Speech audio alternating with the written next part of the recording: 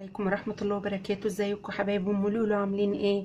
يا رب تكونوا بخير ان شاء الله.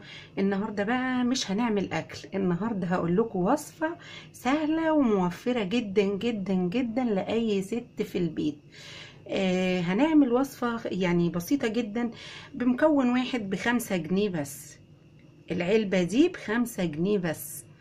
هتقولي لي العلبة دي فيها ايه يا ام لولو؟ هقول لك يا ست الكل هنعمل ايه بيها. احنا النهارده هنعمل الخل. هنعمل الخل في البيت، مش هنشتريه. احنا طبعا كلكم عارفين ان بنشتري ازازة الخل ب5 جنيه وما بتكملش لتر. فاحنا النهارده هنعمل الخل في البيت. ازاي يا ام لولو هتعمل الخل في البيت؟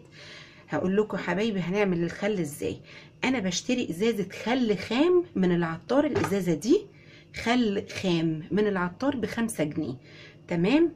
وبجيب 5 لتر ميه. الازازه دي بتعمل لي 5 لترات خل. 5 لترات خل، تمام. بنجيب الازازه. انا طبعا ازازه الكولا دي انا بغسلها كويس جدا وبعاير بيها.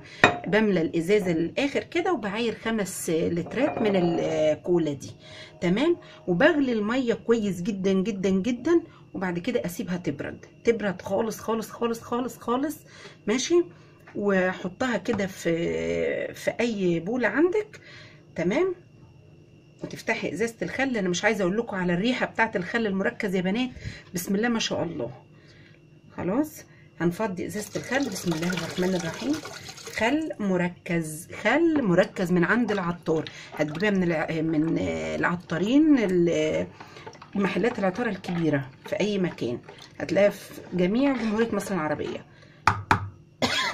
مش عايزه اقول لكم ريحتها نفاذه قد ايه، تمام. وبنقلبها كده. الميه دي 5 لترات كولا، ماشي. بملاهم ميه وبعد كده بغليهم واسيبهم يبردوا جدا، وبعد كده بقلب تقليبه كده بسيطه، يعني مش محتاج اي مجهود.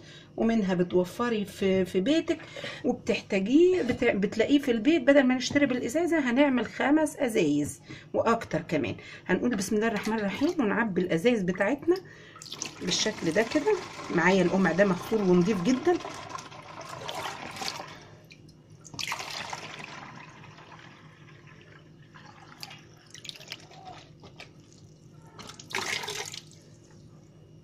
ادي اول ازازه. هنملى الازاز يا بنات وهرجع لكم. ورجعت لكم يا بنات بعد ما عبيت الخل بتاعي. شايفين عمل لي العلبه اللي ب5 جنيه دي عملت لي كام ازازه خل. وانا طبعا ما عنديش ازاز تاني فاضيه، اضطريت ان انا احط في دي بقى هستخدمها في صابون المواعين وغسل البوتاجاز وغسل الرخامه بتاعه المطبخ، والحاجات دي هستخدمها في المطبخ يعني. وده للاكل. وكمان اتبقى كمان في الكيس اهو عشان ما عنديش ازاز فاضيه. يعني العلبه دي ب5 جنيه. شوف عملت لي كام ازازه خل. يعني بسم الله ما شاء الله هتوفري فيه جدا. ده ممكن كمان يعني اللي بيعملوا مشاريع ممكن يعملوا مشروع مربح جدا ليهم. والله العظيم هيوفر كتير جدا. يعني انا بغسل منه الغساله، وبغسل منه المواعين، يعني بستخدمه في كل حاجه. بصراحه الخل ده لا غنى عنه.